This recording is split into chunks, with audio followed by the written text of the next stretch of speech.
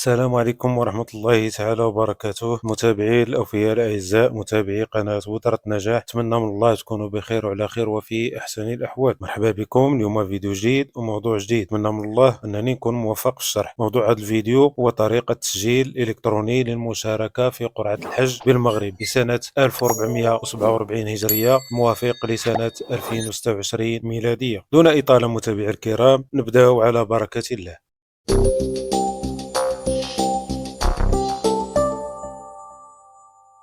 بداية متابعي الكرام، طريقة التسجيل باستعمال الكمبيوتر أو الهاتف متشابهة وما كاين حتى شي فرق بيناتهم. أنا فضلت استعمال الكمبيوتر لأن الصورة كتكون كبيرة وواضحة مقارنة بالهاتف. أول حاجة تنفتحوا موقع وزارة الأوقاف والشؤون الإسلامية اللي هو حابوس.gov.ma. الرابط غادي نخليه لكم في صندوق الوصف. تبعوا معايا مزيان الطريقة من الأول حتى الأخير باش يكون التسجيل سليم، لأن هذه الخانة اللي باينة أمامكم اللي خاصة بالتسجيل الإلكتروني للمشاركة في قرعة الحج كنضغطوا عليها تتبادل لنا هذه الصفحة اللي فيها مجموعة من المعلومات. من الأفضل تقراوها باش تعرفوا شنو فيها. الأهم فيها هو أن سن المترشح ما خاصوش يكون أقل من 18 سنة، وبالنسبة للأشخاص الكبار المسنين المرافق اللي خاصو يكون معاهم ما خاصوش يكون عنده أكثر من 50 سنة، وبالنسبة للمرافقين ما خاصهمش يتعداو 4 ديال الأشخاص. بعد ما قرينا عن التعليمات نضغطوا على مواصلة اللي كاينة في الأسفل على اليسار. تظهر لينا هاد الصفحة اللي خاصنا ندخلوا فيها المعلومات ديالنا ونركزوا مزيان باش ما نديروش أخطاء. الخانة الأولى هي الجنسية، فيها خياران: مغربية أو جنسية أخرى. إلا درتي مغربية تيطلب منك تدخل رقم البطاقة الوطنية في هذه الخانة، أما إلا درتي جنسية أخرى تيطلب منك تدخل رقم بطاقة الإقامة في هذه الخانة أيضا. في السطر الثاني خاصنا ندخلوا الاسم الشخصي ديالنا في هذه الخانة والاسم العائلي في هذه الخانة، والكتابة خاصها تكون بالحروف العربية فقط. ولما كانتش عندنا العربية في الكلافي أو ما مدخليناش في الكمبيوتر نضغطوا على هذا الكلافي وغادي يعطينا الحروف باللغة العربية كيف ما تنشوفوا. وفي السطر الثالث كندخلوا الاسم الشخصي ديال الأب ديالنا هنايا والاسم الشخصي ديال الأم في هذه الخانة. بالنسبة للسطر الرابع كندخلوا تاريخ الازدياد، السنة واليوم والشهر. بالنسبة اللي عنده غير السنة يدخل غير السنة، واللي ما عندوش الشهر واليوم يمكن ليه في هذه الخانة هنايا. عندنا هنا الفوق كاينة بدون،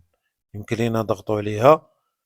وبالنسبة للشهر نفس الطريقة نضغطوا بدون ونديروا غير السنة فقط. وفي هذه الخانة كنختاروا واش ذكر أو أنثى. بعد ما تنكملوا المعلومات ديالنا كاملة وتنتأكدوا من الصحة ديالها كندخلوا هذا الرمز اللي كاين وتنضغطوا على مواصلة. بعد ما ضغطنا على مواصلة تتعطينا هذه الصفحة باش نزيدوا معلومات أخرى، وفرصة باش نتأكدوا من صحة المعلومات اللي دخلنا سابقا. ندخلوا رقم الهاتف اللي ضروري، وبالنسبة للعنوان الإلكتروني راه اختياري، إلا ما عندكش بلاش. وندخلوا أيضا المدينة اللي ساكنين فيها، باش بعدها ندخلوا البشوية أو الملحقة الإدارية أو القيادة اللي حنا تابعين ليها، ضروري تكون عارفة. ومن بعد ندخلوا العنوان فين ساكنين. من بعد ما دخلنا العنوان ننزلوا لتحت تلقاو هنايا معلومات خاصة بطلب التسجيل. كاين عندنا الخانة الأولى كاين الصنف، فيه تأطير وزارة الأوقاف والشؤون الإسلامية وتأطير وكالة الأسفار السياحية.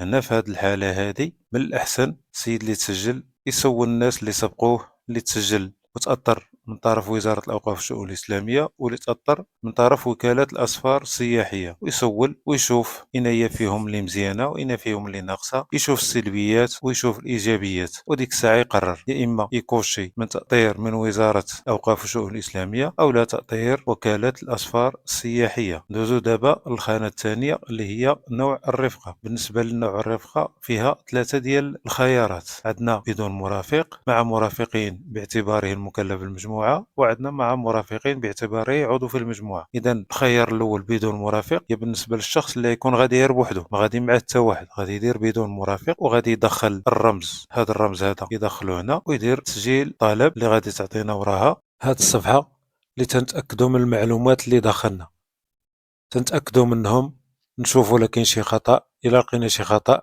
كنديروا تعديل وتنعدلوا، إلا كاين شي خطأ تنعدلوه. أما لما كان عندنا حتى شي خطأ صافي كنضغطوا على أشهد بصحة المعلومات المضمنة في الاستمارة عليه وتنديروا تأكيد المعلومات. كنديروا أوكي، الترغبون في المصادقة على استمارة التسجيل، كنديروا أوكي. تتعطينا هذه الصفحة يقول لك لقد تم تسجيل طلبكم للمشاركة في قرعة الحج الموسم تحت رقم التسجيل تعطيولك بالنسبة هذا يعني بدون مرافق.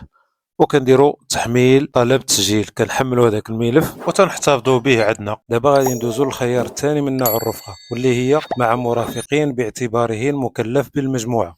هاد السيد اللي عمر هاد المعلومات كاملين من الاول حتى لدابا هو اللي غيكون مكلف بالمجموعه، هو اللي غيكون مكلف مثلا بالزوجه ديالو او بالاخت ديالو. هنايا غادي نديروا مع مرافقين باعتباره المكلف بالمجموعه صافي. وكتجي تدخل هذا الرمز هذا اللي كاين كتدخلو هنا، كدير طلب تسجيل. الصفحه اللي غتجي وراها هي نفس المراحل اللي درنا مع بدون مرافق، يعني غادي نتاكدوا من المعلومات اللي عندنا. الا لقينا غلطه ولا كاين شي خطا غادي نضغطوا على تعديل، ما لقينا حتى شي خطا نكوشيو يعني اصرح بصحه المعلومات وندير تاكيد المعلومات. ديك الساعه غادي نحمل الملف ديالي وتنحتفظوا به عندنا. بالنسبه للخيار الثالث مع مرافقين باعتباره عضو في المجموعه، دونك هنا كنديروه. دونك هنا في هذه الحاله اللي ذكرت في اختيار اللي ذكرت، مثلا تكون الزوجه او الام او الاخت، هذا مع السيد اللي كان عمر سابقا، دابا هذه تعميره اخرى مثلا. دونك كنجي هنايا كندير رقم بطاقه التعريف. هنا شوف معلومات خاصه بالمرافق المكلف بالمجموعه، ضروري نحطوهم هنا. كنحطوا رقم البطاقه الوطنيه ديالو ورقم الاقامه، وكنحطوا رقم التسجيل اللي شفنا دابا. وهذا كنديرو هنايا اختر صيغه القرابه، يا اما زوج او اب او ام او اخت او اخ ولا ابن ولا صهر ولا عم ولا خال. يعني هادو هما الحالات اللي كاينين اللي يمكن يكون عندي القرابه، هادو اللي ممكن يمشيو مع الواحد. يعني كنختاروا مثلا نختاروا هنايا الزوجه صافي. كندخلوا هنايا المعلومات وكنجيو لتحت وكنكتبوا ادخل الرمز وتنديروا طلب تسجيل وتيعطينا هاد الصفحه اللي فيها المعلومات اللي دخلنا. نتاكدوا منها ونتاكدوا